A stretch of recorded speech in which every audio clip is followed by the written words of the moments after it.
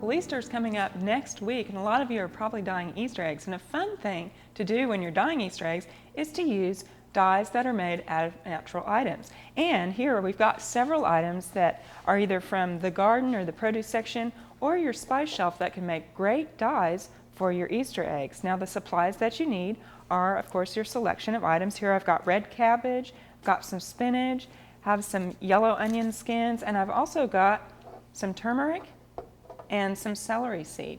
You also need a pan, water, and your eggs, and you want to cover your eggs with water and put about a teaspoon of vinegar in there.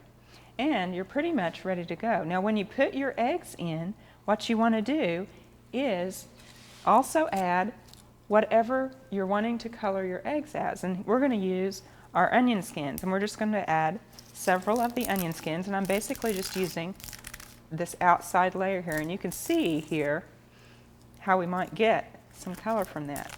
Now, the onion skins actually make the eggs turn an orange color, but that's not always the case. It's not always the color that you see on the onion skin.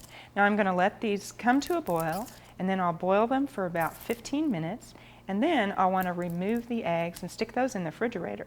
Now, if I want to let the eggs be the color that they are, then I can just leave them there. If I'd like the eggs to be darker, then I can strain this liquid, let it cool, and then soak those eggs in that liquid in the refrigerator overnight. Now, over here, I wanted to show you the colors that these products turn out to be. We'll go ahead and get that onion skin in there. And here, the onion skins that I've been putting in actually turn the eggs this nice orange color, and I've got one over here too. Now, this is one that we soaked overnight, and then this is actually an egg that I just took right out. Let's see, we've got here this nice blue color. This is actually the purple cabbage, and this is my favorite one. We've also got this nice kind of a yellowish color here. This is turmeric, and this is the lighter color, and this is one that I let soak overnight. You can see it's kind of a darker, almost golden yellow color.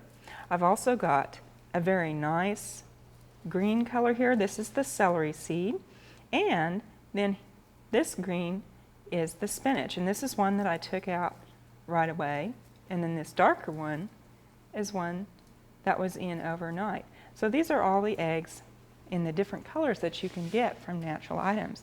Now, if you want to keep your eggs for a long time, you might want to use a blown egg instead of your boiled egg, because then you can keep them from year to year.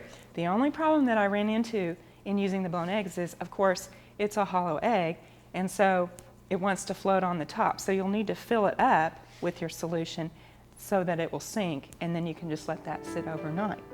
So anyway, if you're dyeing Easter eggs, you might try some of the things from your kitchen cabinet to dye those Easter eggs. We hope you've enjoyed this classic from the Oklahoma Gardening Vault.